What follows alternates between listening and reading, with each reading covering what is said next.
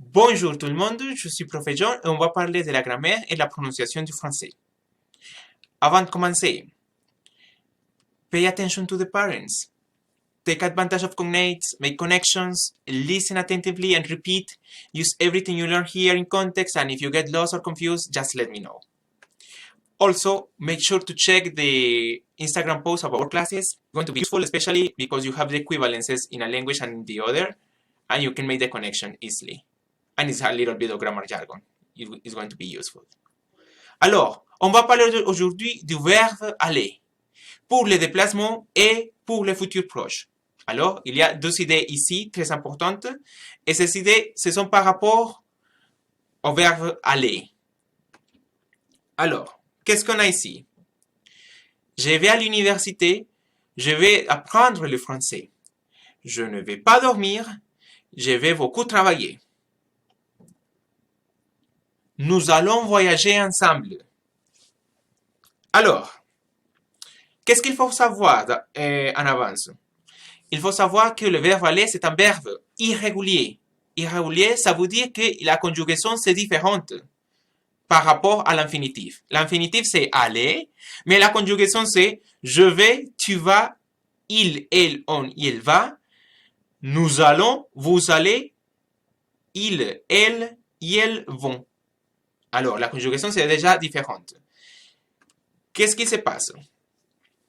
Si vous allez utiliser le verbe aller avec l'idée de placement, déplacement, mouvement, vous allez utiliser la préposition à, et, au ou en.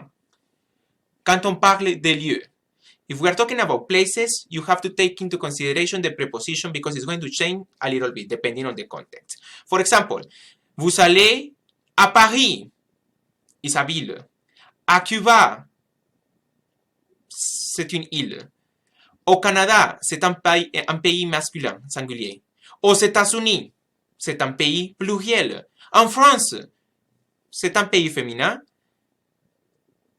En Iran, c'est un pays masculin, mais ça commence par voyelle. Alors, if it starts with vowel, just use en.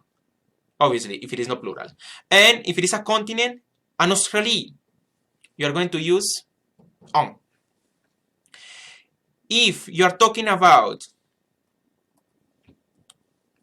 places, more specific places, and events, you are going to use préposition à plus l'article défini.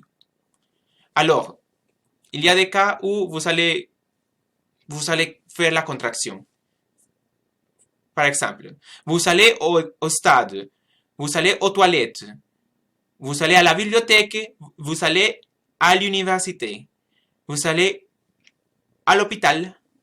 Ce sont des places, and those places, stade is masculine, toilette is plural, à la bibliothèque is feminine, university is feminine, but we do the contraction just because of it starts by vowel. À l'hôpital is masculine, but because of the silent H, we're going to use the contraction.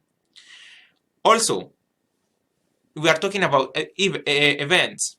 Je vais au mariage, je vais aux funérailles, je vais à la classe, je vais à l'inauguration, oui, et je vais à l'anniversaire de mon ami. So there are events here that you're going to take into consideration. So the displacement is not just in places, but in terms of events. Okay, and il y a des expressions, of course, il y a always this expressions like je vais en cours, je vais en vacances, je vais chez moi. I'm going home, I'm going on vacation, and I'm going to the course. Ok, continuons. Pour parler du futur, ça c'est plus facile. Vous allez conjuguer le verbe aller et vous allez ajouter le verbe à l'infinitif. Pour le 2021, tu vas être plus amable, tu vas étudier la grammaire du français, tu vas pratiquer la prononciation du français, tu vas finir tes devoirs en avance, tu vas dormir 8 heures minimum, tu vas prendre des siestes. You only conjugate the verb aller. the second verb that is in infinitive form, it keeps like that in infinitive. You don't need to conjugate it. Make sense? Ok, continuons. Pour la négation, in negative sentences, the negative is going to be a sandwich and is going to be covering the conjugated verb. Je ne vais pas aller en France. Je ne vais pas en France. Elle ne va pas travailler ce week-end. Nous n'allons pas travailler en France ce week-end. Doesn't matter what, you have the conjugated verb, and that verb is going to be within the negative sentence. Ne pas. Okay. Continuons. And what happened is we have adverbs. Okay. On va mettre l'adverbe au milieu. Je vais beaucoup manger. Elle va bien dormir. Nous allons pouvoir, mais vous allez parler lentement.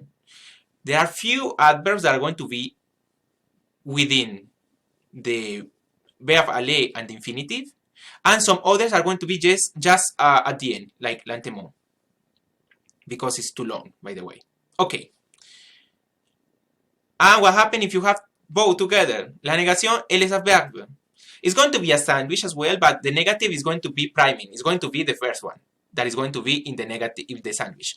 Je ne vais pas beaucoup manger. Elle ne va pas bien dormir. Nous n'allons pas peu boire.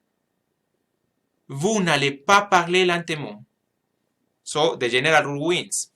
The negative is going to be covering the conjugated verb. And you're going to put the adverb before the infinitive. That's all. Sauf except for the lentement that is a long adverb. Continuons. Qu'est-ce qui se passe avec les pronoms non binaires? C'est facile. Vous allez les conjuguer à la troisième personne du singulier ou du pluriel. Et elle va à l'université, et elle va en France, et elle va étudier le français. Et elles vont à l'université, et elles vont en France, et elles vont étudier le français. And if you don't know the people pronouns, introduce yours and ask the others. C'est tout.